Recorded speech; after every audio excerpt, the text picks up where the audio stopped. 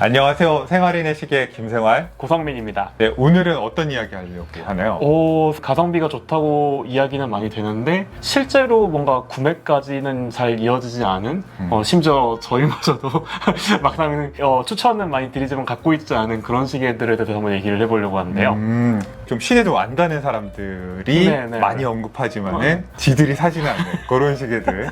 네. 네. 어떤 시계들이 있는지 한번 먼저 말씀해 보시죠. 네. 저는 해밀턴 시계를 먼저 좀 얘기를 하고 싶은데요. 아니, 거의 다 갖고 있지 않아요? 다는 아니고 저도 이제 유명하거나 좀 고르고 골라서 제가 생각하기에 굉장히 좋은데 생각보다 주변 분들이 많이 사시지도 않고 갖고 있는 것도 잘 못 보고 그런 시계가 있어가지고 말씀드리려고 하고요.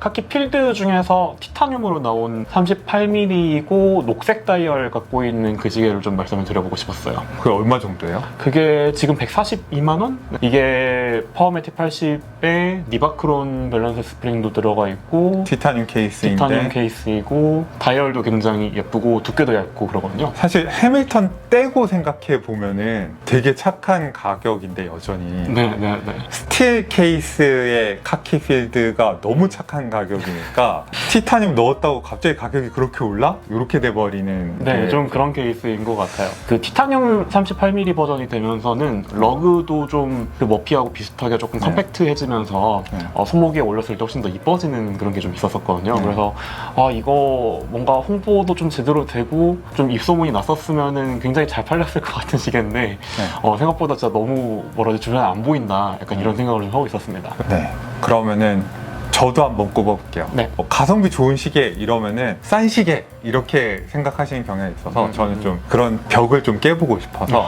비싼 쪽에서 하나 꼽아볼게요. 네. 저는 익스플로러 2 롤렉스. 네. 이제 롤렉스요, 갑자기. 갑자기 롤렉스. 이게 왜 가성비냐면은 롤렉스 시계 안에서 지금 말도 안 되게 뭐 프리미엄 붙어 있고 엉망진창이잖아요. 네. 뭐 가격 많이 떨어졌다고 그래도 다 지금 리테일가보다 비싸게 주고 사야 되는데 익스플로러 2는 인기가 없어가지고 거의 리테일가 그대로 사실 수 있어요. 네.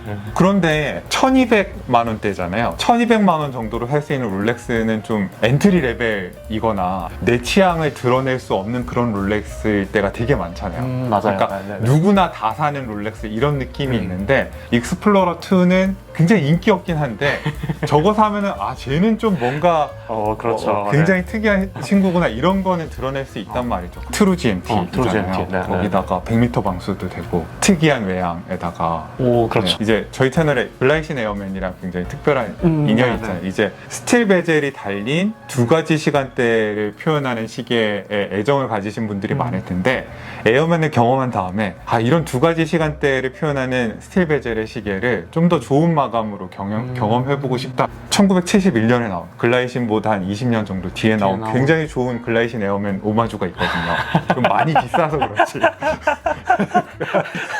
익스플로러가 글라이신의 오마주. 뭐 대충 뒤에 나왔으면 오마주라고 부르더라고요. 그 얘기를 하시니까 튜더 프로 블랙베이 프로도 생각이 나네요. 오마주의 오마주. 그러면 튜더 얘기가 나온 김에 이번에 모제슨 원더스에서 발표를 했던 그 버건디 베젤의 마스터 크로노미터 41mm 사이즈 블랙베이가 좀 생각이 나는데요. 이거는 할 말 많죠. 본인도 그거 안 샀잖아요. 다 이번에 튜더 사신 분들 블랙베이 54 이걸로 갔을걸요? 그죠? 그렇죠. 네. 본인도 그걸로 가셨고 그 왜 스펙이 더 좋은 마스터 크로노미터를 두고 54로 가는 걸까요? 58이나 저는 일단은 사이즈 문제가 좀 큰 것 같긴 하거든요. 41mm. 네, 41mm가. 그리고 이전에 헤리티지 41이 이미 발매가 된 적이 있었잖아요. 그래서 그거에 비해서 외양 차이가 없고 뭐 스펙 정도만 업그레이드된 모델이라고 볼 수도 있잖아요. 그래서 그것 때문에 오히려 좀 안 끌리지 않나? 그리고 작은 사이즈 시계들이 점점점 유행을 더 타가는 지금 시점에 41mm는 조금 애매한 사이즈 같다는 생각이 들거든요. 약간 크게 차기에도 조금 애매하게 크고. 아니 근데 스펙 뭐 하나 좋아지기 위해서 시계 매니아들이 목숨을 걸잖아요. 네. 버건디라는 색상의 한계가 좀 있지 않나라는 생각도 좀 있긴 있어요. 버건디 색상이 전통적으로 인기가 5사의 마스터 크로노미터가 얼마를 부르는지 생각해보면 엄청난 건데 너무 박한 대접이 아닌가. 네, 실은 좀 더 네. 주목받아도 괜찮을 것 같은 네. 모델이긴 합니다. 아, 그 비슷한 이유로 저도 마스터 크로노미터 말고 튜더 크로노그래프 크로노그래프. 네, 네, 그것도 브레이슬릿이 아닌 건 682만 원. 네, 그다음에 네, 네. 브레이슬릿이어도 723만 원. 근데 여기 들어간 게 브라이틀링 B01 크로노그래프 무브먼트. 그것도 엄청난 무브먼트잖아요. 거기다 실리콘 밸런스 스프링까지 넣어주고 근데 심지어 브라이틀링보다 가격은 더 싸고. 저는 그거 구매를 되게 고민했었거든요. 네. 근데 생각보다 산 사람 없어요. 오, 네. 이게 은근히 손이 안 가는 그런 묘한 네. 느낌이 있는데 튜더는 실은 크로노그래프가 헤리티지가 없다고 했지만 뭐 70년대 모델 같은 네. 거 뭐 엄청 비싸게 그쵸. 거래되고 그런 거 보면은 그런 건 아닌 것 같고 제가 봤을 때는 오히려 다이버 모델이 너무 스포트라이트를 다 가져가 버려서 크로노그래프에 시선을 둘 새가 없는 게 아닐까. 그럴 수도 있을 것 같긴 하네요. 그리고 블랙베이의 틀 안에 크로노그래프를 넣은 거잖아요. 그래서 네네. 어떻게 보면 다이버 시계에 굳이 크로노그래프를 넣을 이유가 있나? 약간 이 생각을 하시는 분도 많았던 것 같고 네. 또 한 가지 좀 마음에 걸렸던 게 뭐냐면은 푸셔들 있잖아요. 네. 푸셔들이 네. 스크류다운으로 네. 잠가가지고 그 물 안 들어가게 못 눌게 만들어 놓잖아요. 네. 근데 그걸 작동하려고 그 푸셔를 풀어야 되는데 아, 그 좋은 거 아니에요? 근데 풀어 놓으면 생각보다 그게 못생겼어요. 아, 풀어놓으면 못생겼다. 네, 아니, 좋게 해줘도 난리야. 이건 그렇긴 해요. 이상하다. 묘하게 아무튼. 불편한 점이 있습니다. 네, 알겠습니다. 그럼 다음에 뽑을 아쉬운 애는 누군가요? 다시 조금 중저가 네. 쪽으로 내려가서요. 네. 네. 티소의 젠틀맨을 네. 언급을 하고 싶은데요. 아, 얘는 진짜 불가사의예요. 안 팔리는 건 아니에요. 근데 막 PRX만큼 씹어먹을 정도의 퍼포먼스가 안 나오는 게 의아하다는 거예요. 네, 그것도 그래요. 네. 그거를 좀 어떤 분들 말씀으로는 네. 그게 묘하게 손목에 올라갔을 때 좀 착 달라붙는 느낌이 좀 없고 아. 좀 두꺼워 보이거나 좀 뚱뚱해 보인다 이렇게 얘기하시는 분들도 가끔 있더라고요. 아니 근데 티소 시계가 늘 그렇지 않아요. 약간 좀 그건 그래요. 약간 좀 크게 나오잖아요. 네. 근데- 실은 PRX 40mm 같은 경우에도 네. 럭드럭이나 손목 위에 올라가는 게 되게 커 보여서 네. 오히려 큰데도 불구하고 그건 또 잘 됐잖아요. 네네. 그런 거 생각하면 신기하긴 합니다. 네. 이것도 40mm라서 오히려 티소 시계 치고는 그럭저럭 괜찮은 편이고 너무 얇으면 싸 보여요. 아 진짜 그런 거 있어요. 아, 그리고 실리콘 밸런스 스프링이고 그리고 티소에서 늘 시비 붙는 게 그 파워매틱 80의 기본 무브먼트는 플라스틱 파트 들어간다.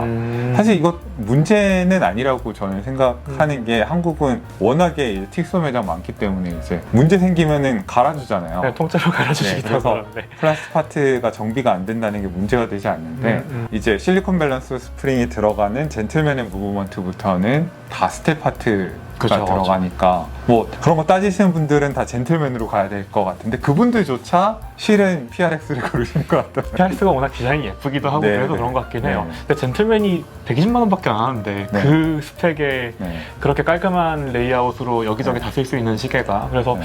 원어치를 그러니까 한 개만 사셔야 된다면 그리고 120만 원 예산이 있다면 저는 되게 권유를 많이 드릴 것 같거든요. 네. 근데 생각만큼의 판매가 많이 되지는 않고 저희도 사지는 않은 그러니까 저도 PRX 샀네요. 그러네요. 그러고 보니까 네. 리뷰어니까 계속 화제에 떠오를 만한 시계를 갖고 있어야 네, 네. 자주자주 언급하면서 영상에 끄집어내올 수 있는데 젠틀맨은 영상적으로 약간 잊혀지는 느낌이 드는 거예요. 인상이 뭔가 나는 버릴 생각이 없는데 티스에서 버리는 것 같은 느낌이 자꾸 들어서 PRX를 샀어요. 눈물을 머금고. 그럴 수 있어요. 젠틀맨을 사랑하지만. 또 비슷하게 신기하게 텔레미터도 인기가 별로 없어요. 텔레미터도 그때 영상에서도 보고 제가 보면서 정말 너무너무 예쁘다 이거 정말 나중에 사야지 이랬는데 이게 티소 시계치고는 제일 비싸긴 하죠. 이태가 기준으로 295만 원이니까 뭐 가격만 들으시면 티소가 미쳤나 뭐 이러시긴 할 텐데 그 다이어 퀄리티는 또 말이 그렇죠. 안 되긴 말이 안 되죠. 하거든요. 그래서 크로노그래프고 심지어 네네. 120만 원의 실리콘 밸런스 스프링을 넣어주는 브랜드가 295만 원 부르면 얼마나 좋아졌겠어요. 네, 그러니까 그런 게 있긴 한데 애매하죠. 애매해지는 거죠. 뭐 42mm 사이즈 때문에 그러지는 않을까요? 42mm. 근데 또 올려보면 그렇게 막 커 보이진 않거든요. 또 그렇다고는 하더라고요. 네. 기계식 크로노그래프 전반적으로 좀 두껍다 뭐 이런 것 인식이 또 때문에. 있고 네. 그러시는 게 있으니까 사실 기계식 크로노그래프는 두꺼운 게 맛인데. 네. 약간 네. 좀 두툼한 기계 같은 느낌이 있는 게 좋은 네. 경우도 있고 네. 두꺼운 시계가 불편한 건 맞습니다. 근데 저는 설계 의도나 시계의 성격에 따라서 두꺼운 시계가 존중받아야 될 필요도 있다고 생각하거든요. 그렇죠. 예컨대 뭐 그랜드 세이코 보고 늘 두껍다 하시고 착용은 불편하다 하시는데 저는 그랜드 세이코가 얇아지면은 마감이 조금은 덜 좋아 보일 거라고 생각하거든요. 아 깊이감 네, 그러니까 때문에. 그 그랜드 세이코가 마감이 좋아 보이는 이유 중에 하나가 입체감에 대한 인식 네, 때문인 네, 것도 네. 있어서 좀 얇아지면 덜 좋아 보일 거예요. 그럴 것 같아요. 그리고- 실은 뭐 네. 그 핸즈 같은 것도 마감을 이제 각을 줘서 하잖아요. 네. 근데 그게 이제 핸즈가 얇아지면 얇아질수록 그 입체감이나 사이드에 빗면을 줄 수 있는 그 각도 자체가 달라지기 때문에 좀 네, 확실히 말씀하신 것처럼 더 평면적으로 보일 것 같은 생각은 좀 들어요. 뭐 칼라트라바 같은 것도 보면은 드레스 시계 중에서 제일 얇은 시계가 아니잖아요. 그냥 대체로 얇은 시계인 거지. 얇은 편인 거죠. 네.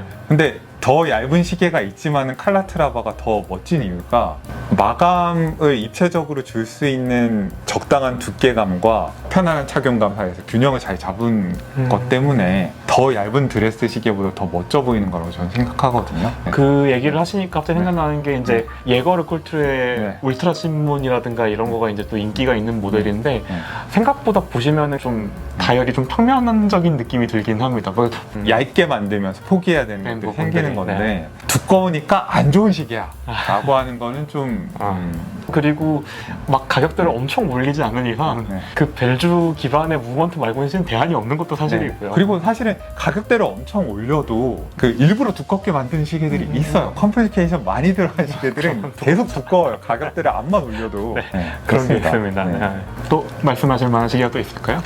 저는 모리스 라크로아 레트로그레이드를 아. 얘기해보고 싶어요. 마스터피스 시리즈. 네네. 그 리테일가 기준으로 740만 원대지만은 뭐 워치인사이드나 뭐 이런 데 오면은 500만 원, 뭐 400만 원대 이럴 때까지 떨어지기도 맞아요. 하잖아요.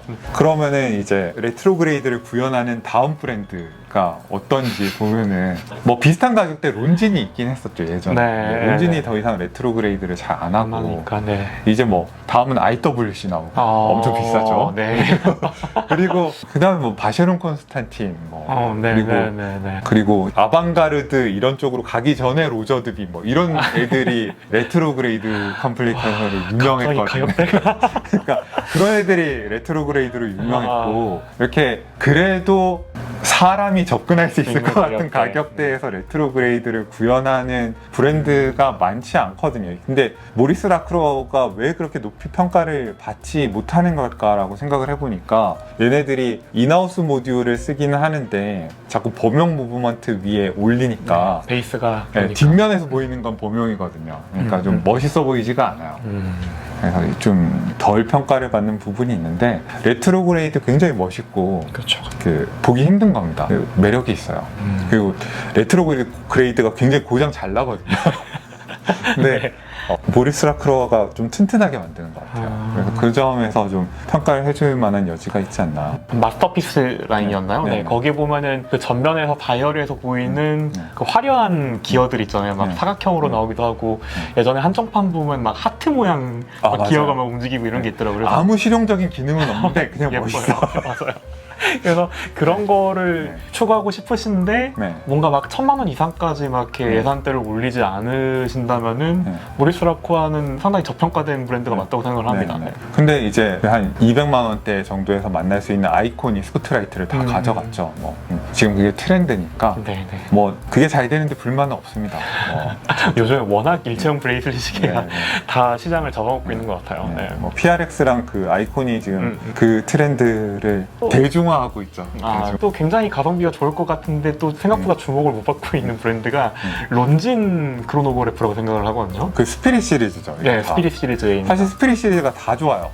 맞아요. 이것도 기본 3엔즈가 너무 가성비가 좋으니까 그 위에 컴플리케이션들 들어간 게 좀 좀 안 묻히는 보이는 느낌이 경향입니다. 뭐가 좋다고 생각하나요? 론진 스피릿 중에서 네. 플라이백 크로노그래프가 굉장히 가성비가 좋을 것 같다고 생각을 하거든요. 네. 610만 원? 그 정도 가격으로 지금 구매 가능한 걸로 알고 있는데 예전에 프레드릭 콘스탄트가 500만 원대 이거 시도한 적이 있었고 모듈형으로. 네네. 근데 지금 이거 일체형이잖아요. 네, 일체형. 일체형으로 플라이백 이게 굉장히 재밌어요. 그 보통의 크로노그래프 스타트하고 스톱하고 리셋하고 그렇죠. 다시 구동하는데 네. 플라이백은 이제 리셋 누르면은 바로 이제 구동이 다시 시작되는 시작되죠. 거죠. 네네. 시간대 간격을 계속 측정해야 되는데 네. 중간에 크로노그래프가 리셋되는 시간을 기다릴 수 없는 네. 경우에 연속적으로 시간대를 측정해야 네. 되는 경우에 네. 문제가 있고 내가 폭격기 조종사인데 A 마을에 폭탄 떨어뜨리고 B 마을에 바로 다음에 5초, 이렇게. 5초, 3초 뭐 이렇게 네, 떨어뜨리려고 네. 하면 그러니까 진짜 폭격기 조종사한테 필요했던 굉장히 잔인한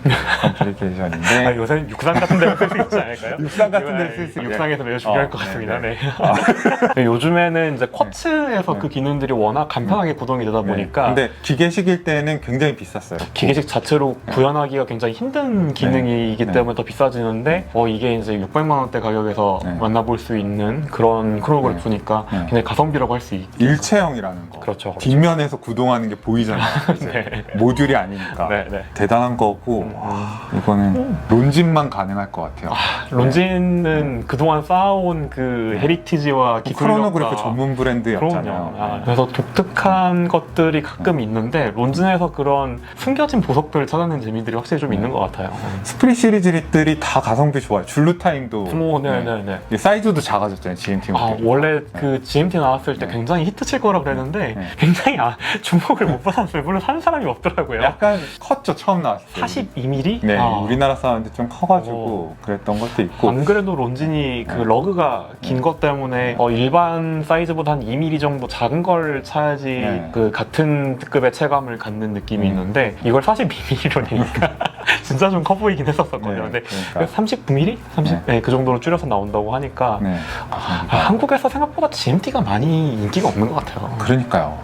스렌즈랑 별로 티도 안 나는데 아, 핸즈 하나 더 있는데 내가 왜 돈을 더 줘야 되냐 약간 그러니까 그런. 우리 세계에서는 생각보다 GMT들이 다 영월광을 하는데 네. 한국은 뭔가 그렇게 시간대가 바뀔 일이 없는 나라에 그러니까 사실상의 섬나라니까 네, 가깝죠. 네, 네. 어디 가려면 비행기 타야 되잖아요. 네, 네. 시간대 바뀔 일이 잘 없는 것 같아요.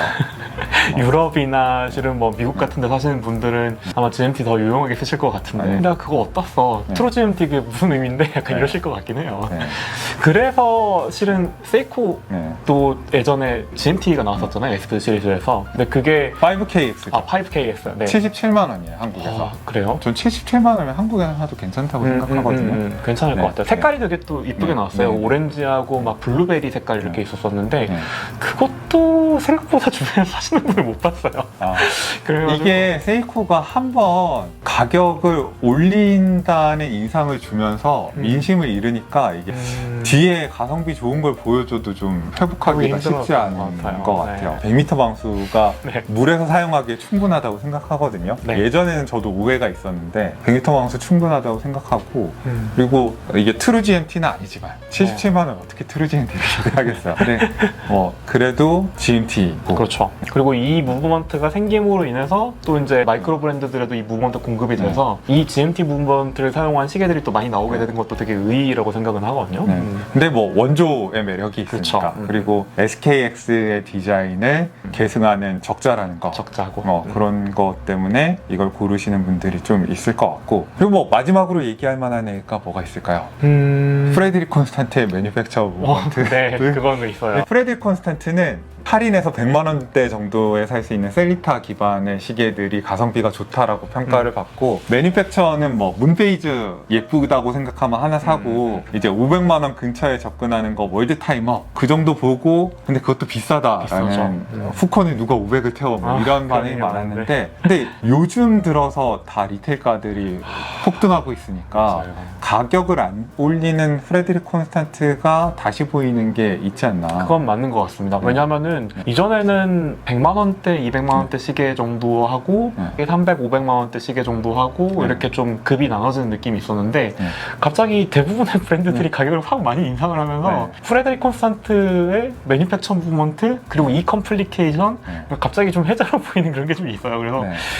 좀 컴플리케이션을 원하시는데 매니팩처를 원하신다 그러면은 지금 그 가격대에선 푸컷 말고는 대안이 없어지는 그런 상황이 좀 되는 것 같긴 하거든요. 그리고 저는 프레데릭 콘스탄트의 매니팩처는 아닌데 라주페레라는 제조사랑 협업해서 만든 크로노그래프도 하이라이프 크로노그래프도 좀 저주받은 걸작이라고 생각하는데 480만 원이었던 것 같아요. 출시가가. 지금 얼마인지 모르겠어요. 지금 500만 원 넘었을 수도 있어요. 근데 언제나 푸코는 큰 폭의 할인이 있기 때문에 실구매가는 300만 원대까지 내려올 수도 있을 것 같고 그게 컬럼 휠에다가 파워 리저브도 엄청 길고 그리고 트리오비스 레귤레이터 달려있고 트리오비스까지 달려있어요? 그러니까 굉장히 스펙이 강하고 그리고 벨주 기반이긴 한데 프레데릭 콘스탄트가 그 케이스의 컨투어링 같은 걸 굉장히 잘해요. 그래서 같은 두께면은 티소 해밀턴에서 나온 것들보다 좀 얇아 보이거든요.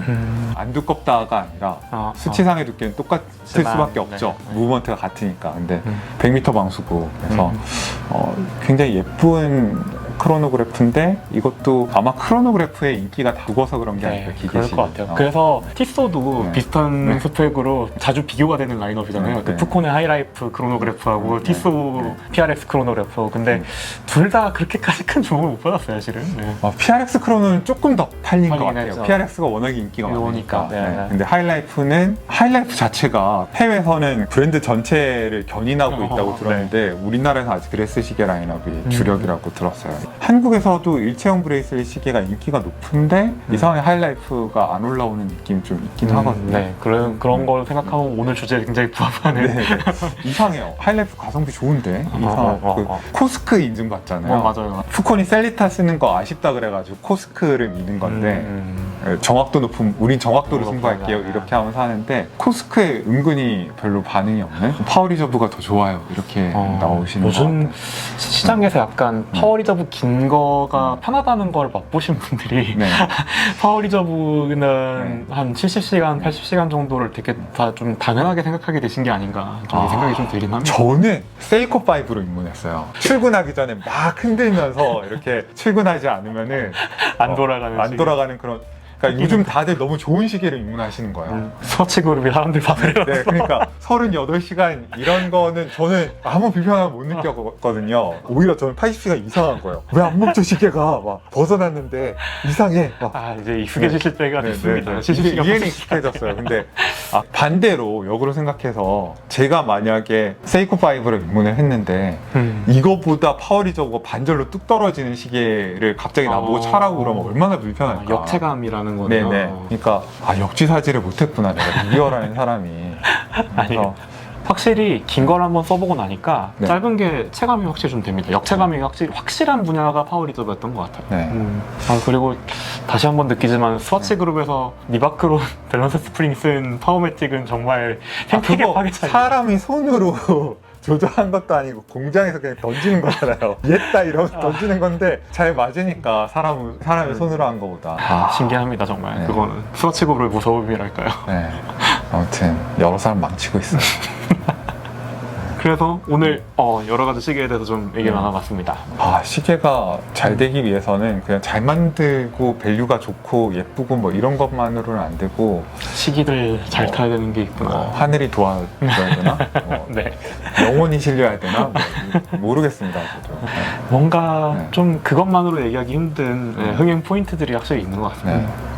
리뷰어들이나 기자들이 굉장히 높은 평가를 하면은 잘 안 된다 뭐 이런 얘기도 있잖아요. 네네네. 그렇죠. 근데 그런 의미에서 생각하면 블랙베이 50는 꽤 성공한 것 같아요. 블랙베이 58이 워낙 잘 됐었던 거가 또 약간 인기를 같이 견인해주는 느낌이 있지 않나. 이게 칭찬하고 자기들도 사는 시계가 있고 칭찬만 하고 자기들조차도 안 사는 시계가 있는 것 같은데 튜더는 이제 칭찬하고 자기들이 사니까 그 정도까지는 성공하는 것 같아요. 네네네. 오늘도 여러분들께 이게 무슨 정보인지 모르겠어요. 유용한 정보는 아닌 것 같은데 저희들의 사견을 담은 익스플로러 2가 글라이신 에어맨 오마주다 뭐 이런 거는 커뮤니티에 끌고 가면 엄청 두들겨 맞을 것 같긴 한데 그러지 마시고 그냥 재미로 들어주시고 아무튼 여기서 인사를 드리도록 하겠습니다. 지금까지 저는 생활인연식의 김생활 고성민이었습니다. 안녕히 계십시오.